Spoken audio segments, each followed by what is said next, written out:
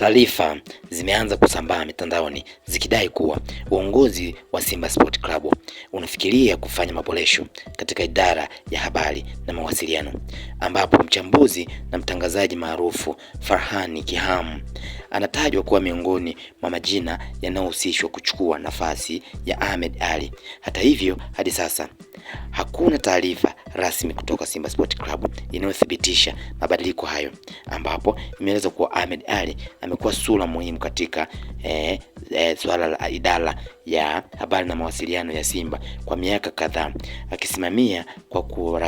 kwa karibu taarifa za usajili, maandalizi ya timu na mawasiliano kati ya klabu na mashabiki. Katika kipindi chake, Simba imeendelea kuwa moja ya klabu zenye ushawishi mkubwa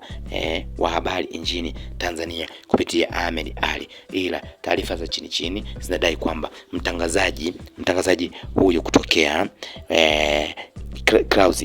anatajwa kuwa huenda ndiye ambaye atakuja kuchukua mikoba yake baada ya yeye kwenda mkataba wake ukawa umetamatika,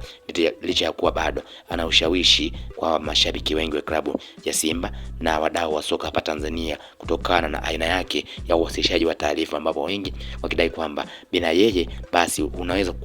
usipate mvuto zaidi. Lakini taarifa za chini zinadai kwamba Farhan Kiham ndiye anayetajwa kuchukua nafasi. Lakini cha kushangaza ni kwamba ukiona klabu ya Simba inatangaza na mtu anatajwa jina, mara nyingi huwa hachukui nafasi, kwa sababu hata kipindi wakati Ahmed Ally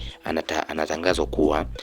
afisa habari wa klabu hiyo, aliyekuwa anatajwa kuchukua nafasi alikuwa ni Salama Jabir, lakini cha ajabu alienda kuchukuliwa mtu ambaye alikuwa hatarajiwi, ambaye alikuwa ni Ahmed Ally. Hivyo inaweza kuwa ni kweli au inaweza kuwa sio kweli, akaja akachukuliwa mtu mwingine kabisa ambaye wengi walikuwa hawamdhani, ila taarifa hizo ambazo zinasambaa mitandaoni zinadai kwamba Farhan Kiham ndiye atachukua mikoba ya Ahmed Ally baada ya msimu huu kutamatika. Au ikumbuke kwamba klabu ya Simba kwa mwaka huu itafanya uchaguzi wa kuchagua viongozi mbalimbali wa klabu hiyo.